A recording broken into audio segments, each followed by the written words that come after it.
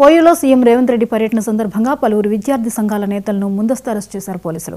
అందరినీ కలిసి సమస్యలను తెలుసుకుంటాను, సమస్యలను పరిష్కారం కోసం కలిసి పనిచేద్దాం అని చెప్పిన రేవంత్ రెడ్డి ఓయూకి రావడానికి ఎందుకు ముందస్తు అరెస్టులు చేస్తున్నారో సమాధానం చెప్పాలని డిమాండ్ చేశారు. మాలా స్టూడెంట్ జేఏసీ మాదాసు రాహుల్ రావు వర్సిటీకి మౌలిక వసతుల కల్పనకు ఇస్తామన్న 1000 కోట్లు వెంటనే రిలీజ్ చేయాలని డిమాండ్ చేశారు. అదేవిధంగా మీరు ఈరోజు ఫీజు నెంబర్ బకాయిలు విడుదల చేయక ఈరోజు ఎంతోమంది విద్యార్థుల జీవితాలు పొట్టగలుగుతారు. మీరు ఉస్మానియా అభివృద్ధి కోసం 1000 కోట్లు అన్నారు, జీవో విడుదల చేసి రామని చెప్పిన అంతే.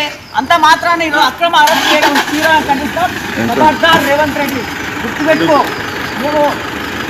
మేము అడిగిన డిమాండ్లను ఈరోజు విడుదల చేయకుండా పోతే మాత్రం వెంబడిస్తామని మేము టీఆర్ఎస్ విద్యాలయాన్ని డిమాండ్ చేస్తున్నాం. ఖబర్దార్ రేవంత్ రెడ్డి, ఒకటే గుర్తుపెట్టుకో, ఫీజు నెంబర్ బకాయిలను వెంటనే విడుదల చేయాలి, జాబ్ నోటిఫికేషన్ వెంటనే విడుదల చేయాలని మేము డిమాండ్ చేస్తాం. ఖబర్దార్ రేవంత్ రెడ్డి. ఈరోజు కాంగ్రెస్ పార్టీని ప్రశ్నిస్తూ ఉంటే అక్రమ అరెస్టులు, అసలు అరెస్టే ఏమని చెప్పి ఈరోజు అరెస్టుల పర్వం నడుస్తూ ఉన్నది.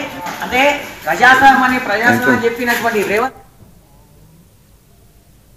భద్రాద్రి కొత్తగూడెం జిల్లాలోని భద్రాచలాన్ని గాలికి వదిలేసి అభివృద్ధిపై దృష్టి పెట్టడం